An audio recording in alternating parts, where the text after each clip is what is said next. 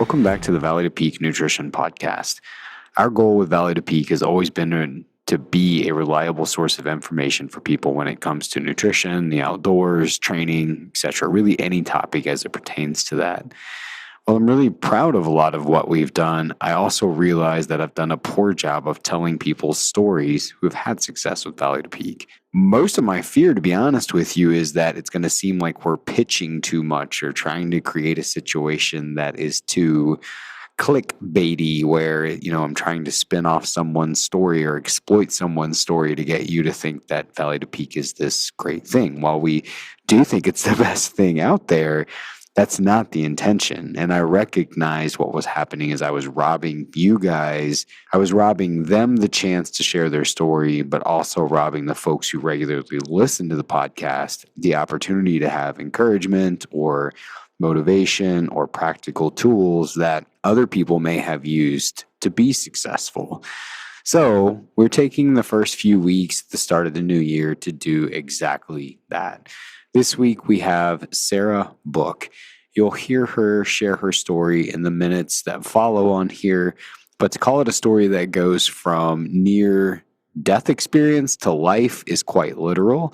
And it's not just life in the sense of we've got this beating heart in our chest, but a genuine re-look at life that now brings a sense of quality to have the capacity and the capability to live her life. And so you'll hear that whole story. If you're inspired by her story or you want to reach out to her, you can do that via her contact information in the show notes. Without further ado, here is Sarah and I sharing her story.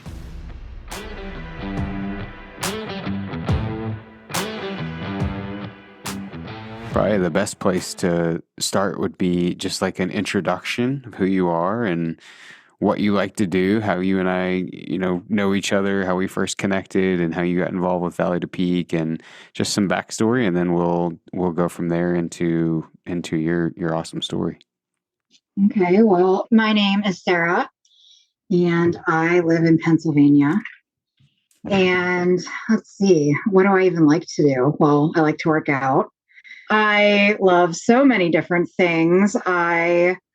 Well, let's go with the workout thing, because that wasn't always necessarily true. Like, that's a fairly new thing that you've found yourself enjoying, right? Yeah. So talk a little bit about the backstory that led into that. Like, how did you grow up? And, if you didn't grow up exercising, you didn't grow up necessarily paying attention to health, how did that all of a sudden become a passion? You can go as far back as you want, and that'll kind of give anybody that's listening some introduction into how we got connected and kind of where you're at now. So growing up, I didn't really have, I would say, quote unquote, like a healthy background.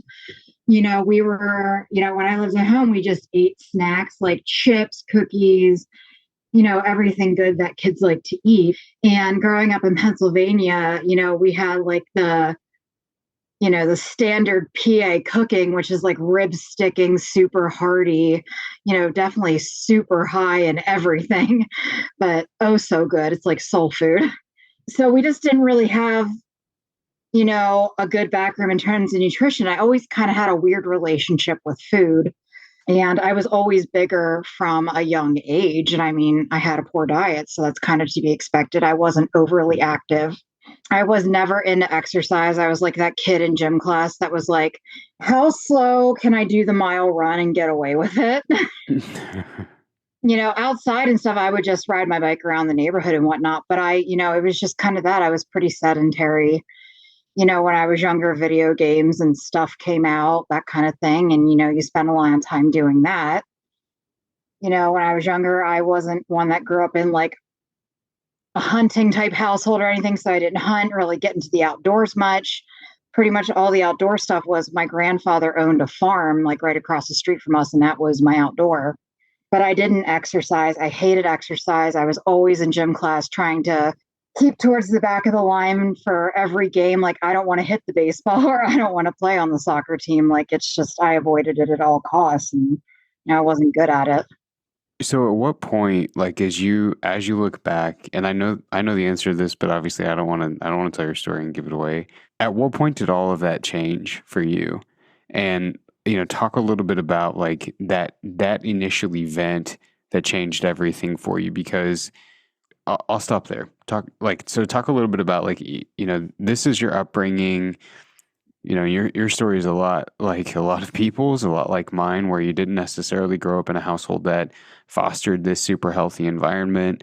But you opened this by saying, "Look, a passion of mine." One of the hobbies that came to mind first when you asked me that question was exercise or training or working out or whatever it was. But that wasn't always my background. At what point did that change, and what was the catalyst that caused the change? So I hate that this was the catalyst that ushered in change because in a perfect world, I never would have let it get to this point. But so at the end of 21, on December 27th, I was intubated with end stage COVID pneumonia. I was admitted with 50% oxygen. I was actually dying. I was in respiratory failure. I had been feeling sick for a while, and I was just, I'd passed out a couple of times at home, and my body was just slowly giving up until my husband was like, "We need to take you somewhere," and was rushed to the emergency room. And in the back of my mind, I knew it was COVID, but it's like you don't want to know because then it won't happen. And you're scared because back then, going in the hospital meant death. But I went into the ER. My poor husband's exhausted, works at 3 a.m, takes me in. He's so tired. He ends up having to leave me. At that point, when he left, they didn't plan on putting me under, but it came to that point where it's like, this is going to be life or death for you, and we have to take the chance. I remember being wheeled up and asking if I could text my husband. And I said, "I love you. I'll see you when I wake up." And I don't really remember a whole lot after that. There's a lot of pieces of my memory that are missing. But I woke up about 5 weeks later on January 23rd of 22 in a hospital bed, completely atrophied. I had no muscle tone left. I couldn't even move my legs and arms in bed. And I had absolutely no idea what was going on. I was living in a coma dream, essentially. If you've never been in a coma, well, you don't want to be. I woke up. I had a trach, so I was breathing through a hole in my neck, feeding tube hooked up to all kinds of machines. I first memory is my husband, my pastor, and my dad coming into the room and also telling me that my mother had died of the same thing in the room next to me while I was in a coma. And little did I know that moment, that whole thing was just going to change my life, and it was going to change it for the better. But in that moment, it was like, how do you not just feel despair? I was in the hospital and, in rehab and whatnot, came home February 17th of 22, barely able to make it 8 steps into my house. I have a bi-level, so there's not a whole lot of steps. And I was breathing so poorly that even walking 10 feet just completely sucked the life out of me. Through a series of tons of doctors, lots of frustration, lots of tears.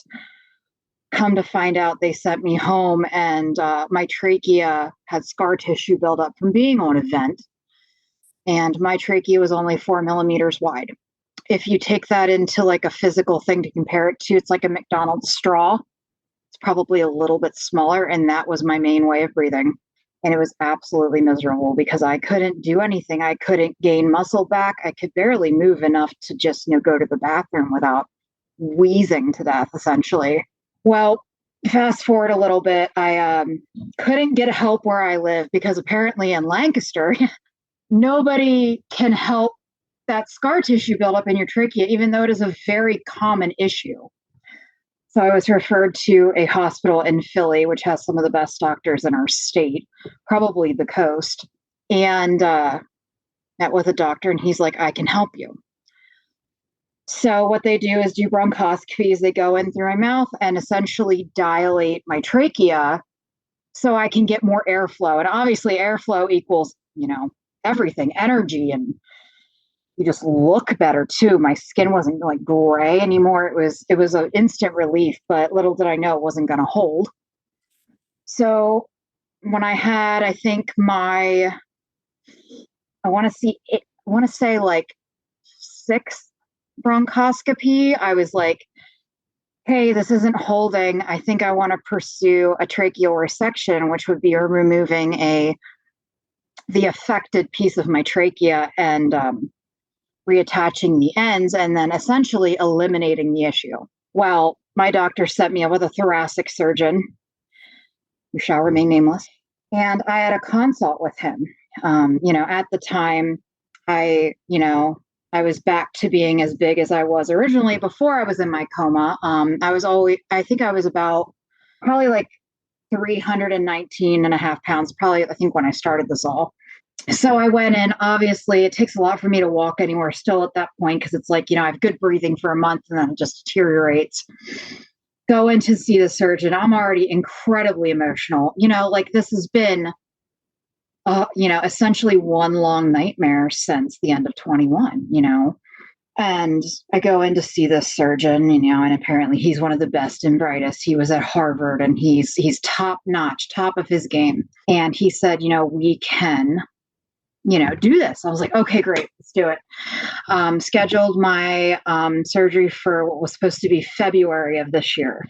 So I'm at home, I'm making all these preparations. I own a small business. I took like a month and a half off, which is not easy for a small business owner to do. And then 2 weeks before my surgery, I get a call from said thoracic surgeon.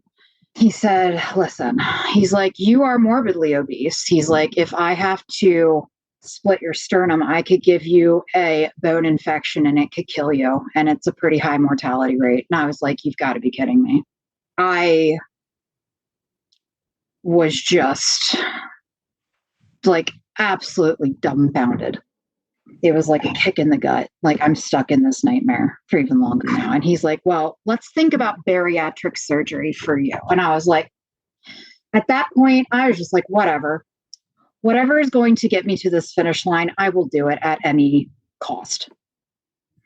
Sets me up with a bariatric consult. I go down to have it in Philly. And it's just, I'm already incredibly emotional sitting there because I'm just like, I cannot believe this is my life. Like, I let myself get this big that literally my weight is coming, between me and having my life back. And they talk to me about all this stuff. They're like, listen, hey, if you want to have kids at any point in the next 2 years, get it out of your head. You're probably going to have, you're probably going to be malnourished. You're probably going to have vitamin deficiencies. You could have XYZ complications. But, you have to have a psych consult with one of our people. You have to talk to our nutritionists. You can't have anybody else from anywhere else. I'm like, you've got to be kidding me. And they're like, this is what we would do. And like, you have to change your entire eating. Like, this is going to be what you have to eat.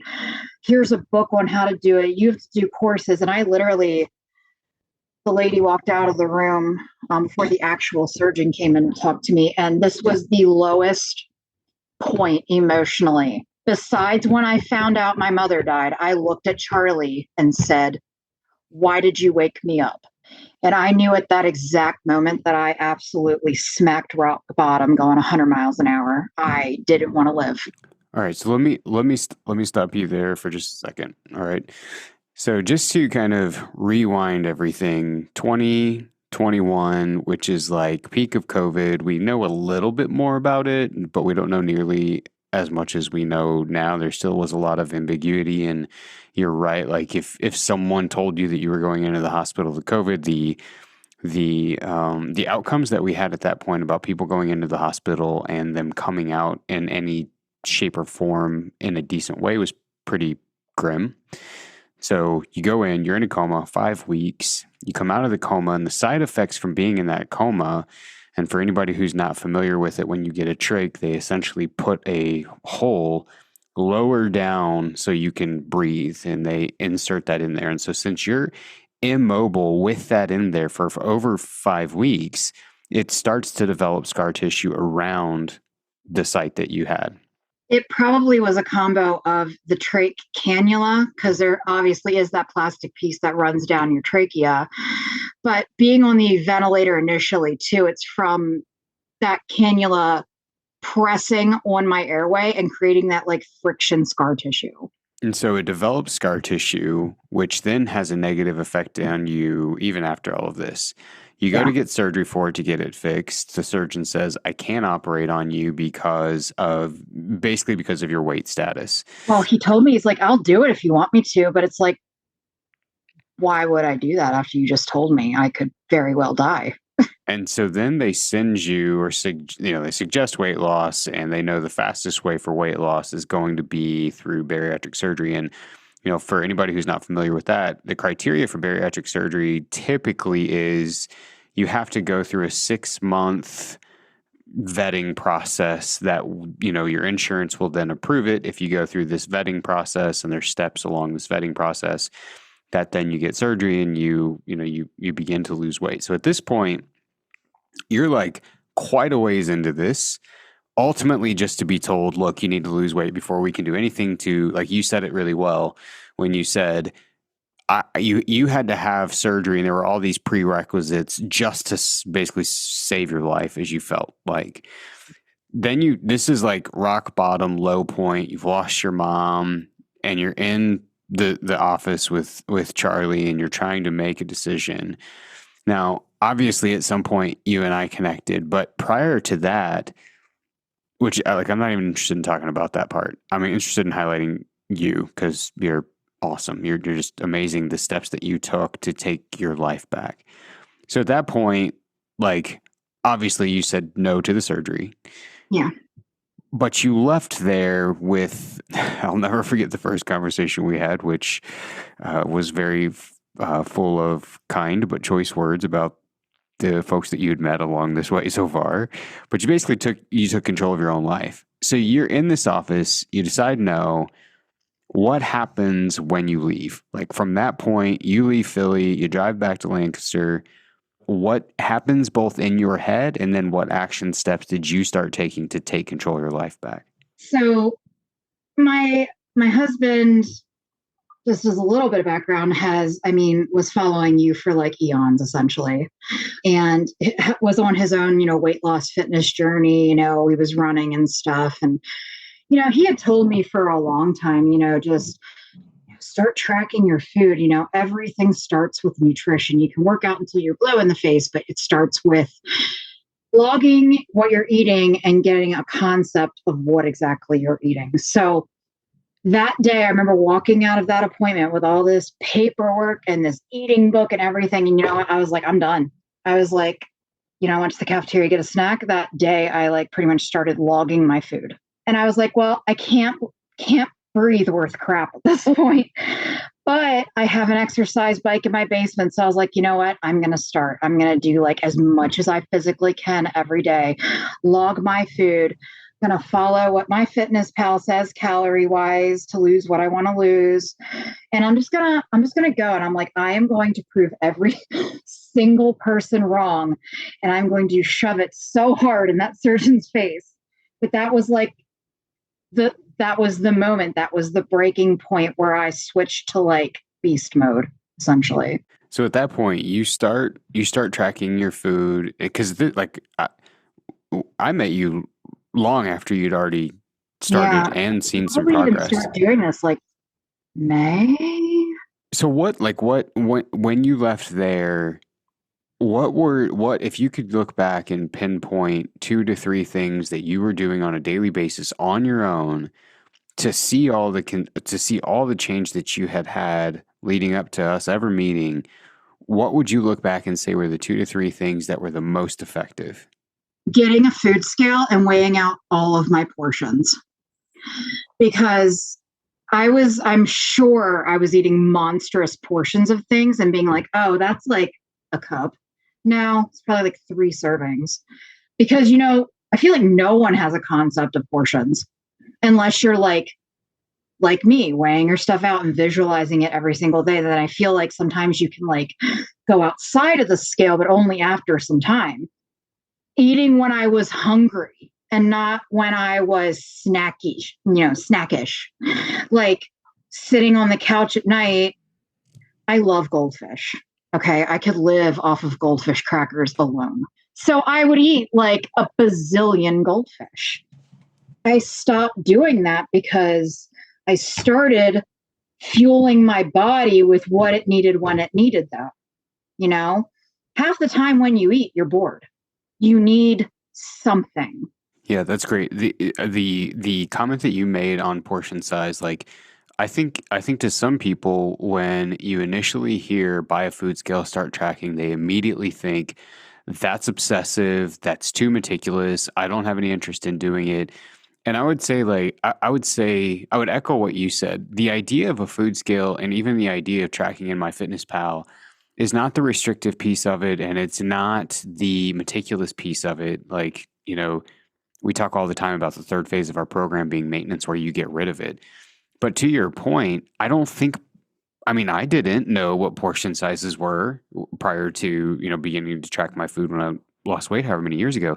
I think that tracking and measuring and using things like scales and cups and stuff is good for no other reason than to give you a baseline of what is a portion size. Like what does that even look like on my plate? Now, whether or not someone decides to change that, right? If they go through the process of measuring on a food scale or cups or whatever and recognizing, oh, this is 3 servings of what I thought was 1, whether or not they decide to then change their normal portion down to 1 or 2 instead of 3 is a totally different story, but at least you're aware. And so I think, I mean, those are two big ones. And so to hear you highlight those as a couple of your mains is, I think great advice. Great advice. Like I tell people all the time, like they're like, well, where do I start? Like they ask me, like, you've had such great success. Like, I'm overwhelmed. Where do I start? Is like, get a scale and weigh your food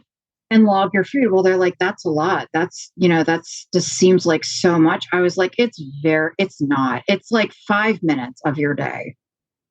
It Yeah. takes almost no time. If you don't want to log it right away, at least record your weights. Do it later when you have more time. Put it in a notebook. Sometimes, like if I'm out and about, I don't have my phone, I'll do that.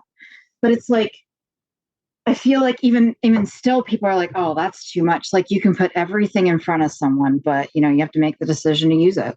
Which is a good point. And the next question that I wanted to ask you, which is, it's one thing to have the knowledge that those are effective tools, the tracking, the measuring, like the other one that you highlighted, which has nothing to do with tracking or measuring, is simply eating meals to satisfy hunger versus random snacking. I think that's another great tip. What I think one of the hardest things for people to develop is any degree of consistency in doing these things long enough, stringing, like we always talk together about, stringing together enough of these changes in a consistent streak that it starts to actually have an impact on the goal itself. Consistency is probably the hardest thing for people to really get in a rhythm of doing for valid reasons. Yeah. What do you feel like was a key for you developing some consistency even after you were aware of the fact, look, these two tools are effective, but if I don't use them enough, they're not going to matter. So if you look back and you're like, this was one of the key things for me getting into a consistent routine, what would you say that is? Honestly, one of the main things that helped me keep consistency, my husband. He was all like, weigh your stuff and record it. And I'll be like, well, how much is this? I don't know. Weigh it and record it. And he always reminded me and honestly helped me develop a really healthy habit of it. Yeah, I want to be like, oh, yeah, it was all me and my initial drive. No, it was a lot of my husband. He really helped push me, and help me make these changes because he had been doing it for so long without me, which is a feat in of itself when your spouse isn't doing it. It's hard. So his was even harder than mine. Yeah. Yeah. I think that having someone like a support system is good. Like something else we talk a lot about is a lot of times a lot of times developing a habit, whether that's changing your nutrition for weight loss, or whether that's changing your nutrition for training for something, or whether that's developing a training program, it doesn't really matter. But a lot of times it doesn't become a habit and it doesn't become routine until we are until we are doing, a lot of times it starts out as intentional choice. You don't feel like doing it, but eventually it becomes a habit. James Clear, in his book Atomic Habits, which is a great book about habits if no one's ever read it, he talks about this in the form of a graph with like 3 different steps along that graph, right? So if you could imagine looking at a piece of paper and you have a graph that angles at the bottom left-hand corner and slowly begins to slope up. And he basically talks about there's 3 different levels to some degree. At first, you're starting, it's just intention. You're purely dragging yourself out of bed, doing things you know you should be doing, even though you don't feel like it. And then you kind of reach this middle line of, okay, this is getting a little bit easier, but there still is a mixture of choice involved in this. I'm still choosing to go do this to some degree. And then the third line, which is all the way on the upper right corner of this graph, is habit. And everyone wants to be there, but you don't realize you have to go through those 2 lower points of intentional choice before it ever becomes a thoughtless habit. Because eventually, yes, it does grow from being kind of this annoying thing that you're trying to do because you know you should be doing it to no more challenging than remembering to brush your teeth at night, right? It's like, this is just part of the day, just part of what I do, and you go do it. Like I tell everybody, and there's actually like science behind this, it takes like 2 weeks to develop a habit. So I tell people, like, if you can get through like that first 2 weeks, it gets easier. Just like forcing your way through that 2 weeks. Yeah. Yeah. It takes a long period of time to go through those 3 different categories like he talks about in that book.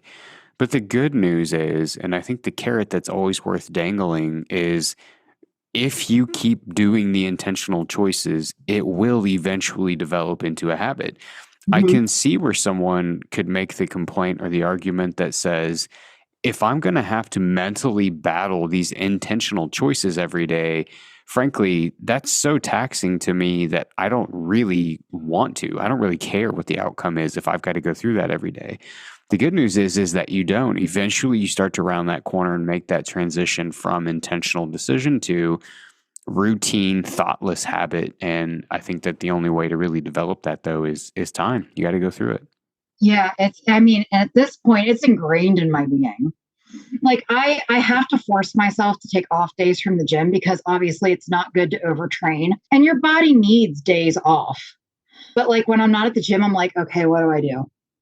Like it's like such a part of my life now. It's like second nature. Like when I'm planning things, instead of being like, oh, I can skip the gym, I'll be like, okay, well, I got to work these plans in with my gym.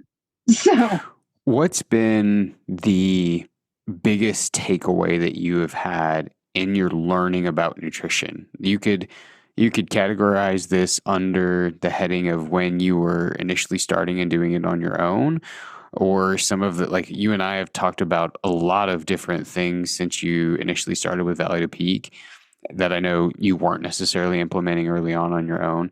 If you could go back and look at 1 or 2 of the biggest aha takeaway moments for you from nutrition between when you went in the hospital in 2021 to where you're at now, what would you say that those are? biggest takeaways, one, I think number one, first and foremost, would be food is fuel. Food is meant to, nourish and fuel your body for everything you need it for. Like our bodies are not meant to be abused by these horrible diets that we have. And I mean, I feel like they're more prevalent these days than they've ever been. Like, we value convenience over everything. If it's easy, I'm going to do it. You know what I mean? But like in my nutritional journey, and honestly, like since I've been with you, like meal prepping is like my second nature. I don't go out to eat very much. Way, way, way, way, way less than I used to. But like, I'm planning my meals and planning my day around what's going to fuel me and make me feel best for my body to, optimally perform. And another big takeaway is like nutrition doesn't have to be complicated. A lot of people I feel like are intimidated when they, hear, oh, I meal prep, and they feel like I make these like Michelin star meals that I heat up, and like literally no. Like people overcomplicate things, and like I'm guilty of it too. But I learned, and you gave me a chart that I hang on my fridge, like your proteins, your carbs, and everything else, pick one of each category and mush it together. And it's kind of what I base it off of. Make a protein, make a grain, do some veggies, and then pizzazz it up. It's quite simple, once you get the hang of it. It's not, I don't make anything fancy.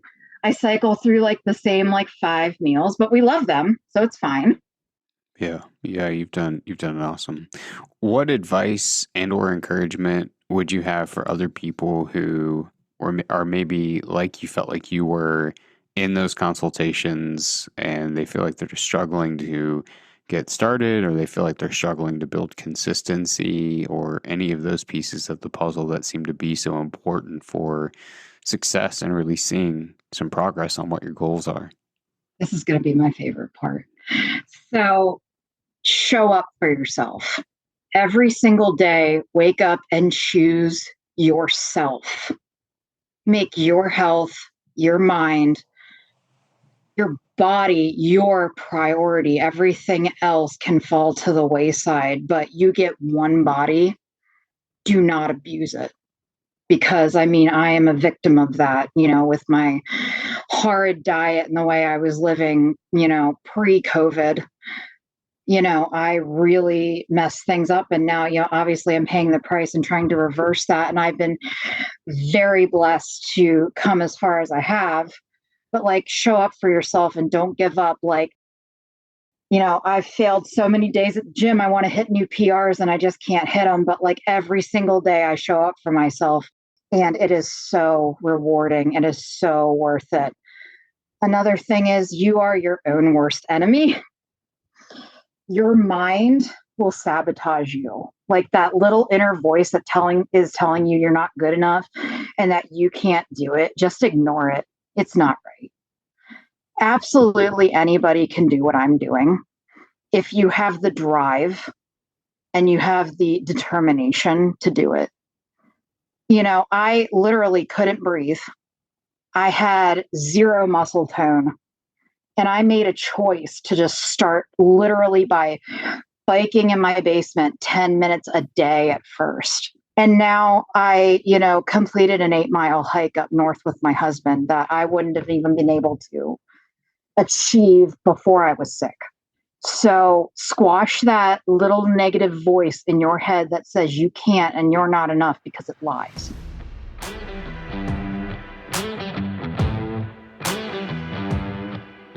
We appreciate you joining us, and really appreciate Sarah joining us to share such an amazing story of resilience and tenacity, and truly just giving us an example of what it's like to get a second chance at life and to live it to the fullest. We will be back again with more podcasts this year. We love getting questions from you. So if you've got topics that you want to hear more about, you can send those over to us at info@v2pnutrition.com. If you are interested in any of the resources that we've got, you can check those out at the link as well. We've got more of that coming this year. Probably the biggest thing is going to be a backcountry nutrition program that is similar to our foundations program, but geared entirely around nutrition for the mountains and training and things of that nature. So we'll let you know whenever that comes about if you're interested in checking it out. Thanks again for joining us. We will see you back here again in another couple of weeks.